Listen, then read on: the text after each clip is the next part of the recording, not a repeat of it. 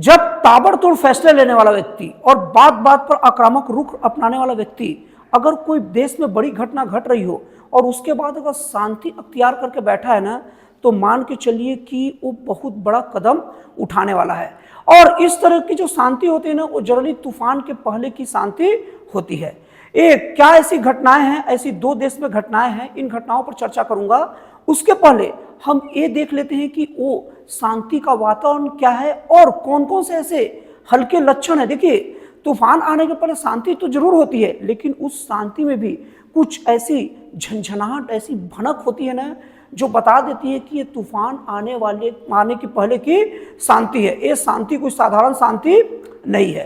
दोस्तों, आज की वीडियो में बात करेंगे, अभी देश के प्रधानमंत्री जो नरेंद्र मोदी हैं, अभी जम्मू कश्मीर जाने वाले थे, लेकिन जम्मू कश्मीर जाने का जो दौरा है वो रद्द कर चुके हैं।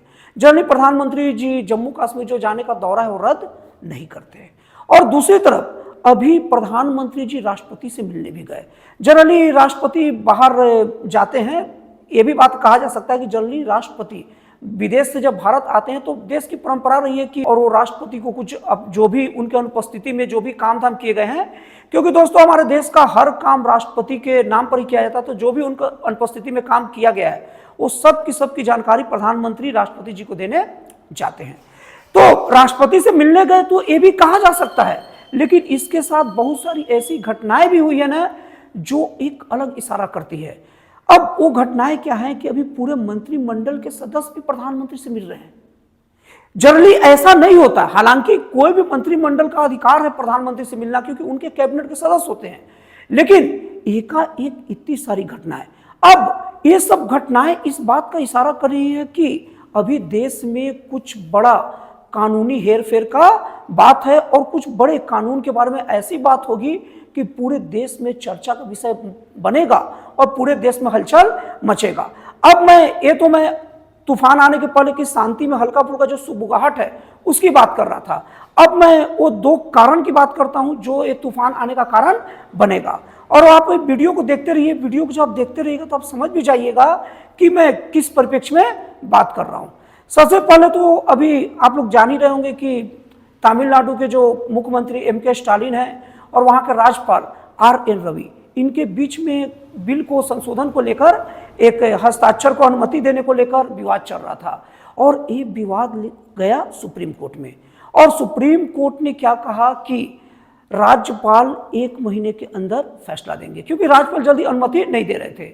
और सुप्रीम कोर्ट ने यह भी कहा कि जो राज्यपाल को जो पॉकेट वीटो जो यूज करते हैं, जो भारतीय संविधान के अनुच्छेद 201 में, डायरेक्ट पॉकेट वीटो नाम से जिक्र नहीं है, लेकिन 201 में कहा गया है कि राज्यपाल कुछ विधेयक को विचार के लिए रख सकते हैं और वो राष्ट्रपति के नाम पर विचार के लिए रख सकते हैं। तो पहले तो सुप्रीम कोर्ट ने राज्यपाल को आदेश दिया कि आपको 1 महीने के अंदर फैसला देना है।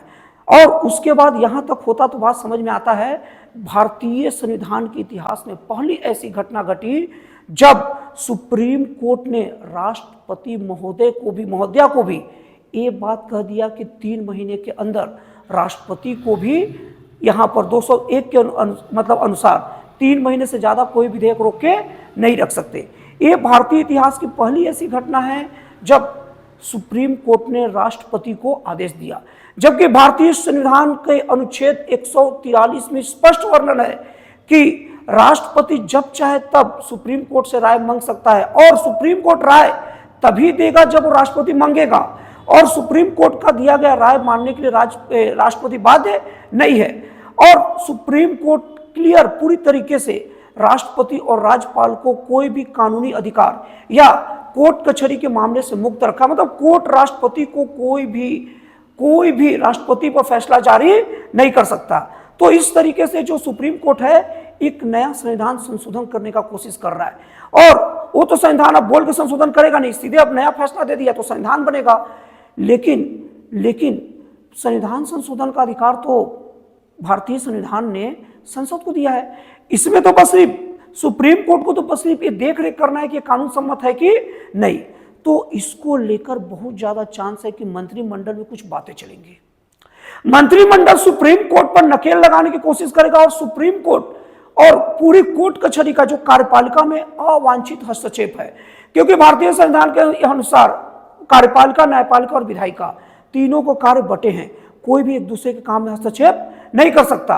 तो इसको लेकर भी बात होगी और बहुत ज्यादा संभावना है कि एनजेएसी मतलब कि कोर्ट कचहरी में जजों की नियुक्ति को लेकर जो सरकारों का पक्ष और विपक्ष दोनों की भूमिका की बात है, इस पर भी बात होगी और बहुत प्रबलता के साथ किया जाएगा। ज्यादा संभावना इसी को लेकर बात चल रही है।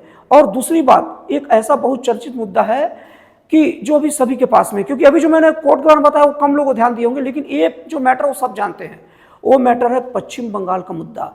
आज पश्चिम बंगाल में जिस तरीके से वहां के बहुसंख्यकों पर जुल्म हो रहे हैं, अत्याचार हो रहे हैं वक्फ कानून के विरोध में, जबकि वक्फ कानून में वहां के बहुसंख्यक का थोड़ा भी भूमिका नहीं है, और उनके साथ जितना अत्याचार कर रहा है वक्फ कानून के विरोध के नाम पर, वो अत्याचार को लेकर पूरे देश में बंगाल में राष्ट्रपति शासन लगाए जाने की मांग किया जा रहा है। और पूरे देश के बहुत सारे बुद्धिजीवी ये जानना भी चाह रहे हैं कि राष्ट्रपति शासन लगने के आखिर क्या क्या क्राइटेरिया हो सकते हैं। तो प्रबल संभावना ये भी है कि इसके लिए भी विचार विमर्श चल रहा है। और पश्चिम बंगाल एक ऐसा राज्य है अभी कि वो राष्ट्रपति लगाने के लिए आइडियल स्थिति में लगभग पहुंच चुका है, क्योंकि वहां की सरकारें वहां की हिंसा को लेकर कुछ खास कदम नहीं उठा पा रही है। तो ये दूसरा तूफान की बात ये भी है कि इसके कारण भी वो तूफान आ सकता है, चाहे बंगाल में राष्ट्रपति शासन लगाना हो या सुप्रीम कोर्ट में या पूरा कोर्ट में ही जो न्यायपालिका में संशोधन की बात करनी हो। ये दोनों को लेकर जब भी कुछ होगा ना दोस्तों, पूरा तूफान मचेगा इस देश में, और पूरे के पूरे पक्ष विपक्ष का बीच में जो टकराव होगा ये बहुत ही ज्यादा एकदम आंधी भरा होगा। तो दोस्तों आप लोग बताइए ये मेरा अनुमान कहां तक सही है। तो दोस्तों फिर मिलते हैं अगले वीडियो में एक जन कल्याणकारी और एक राष्ट्र से प्रेरित नए विचारों के साथ।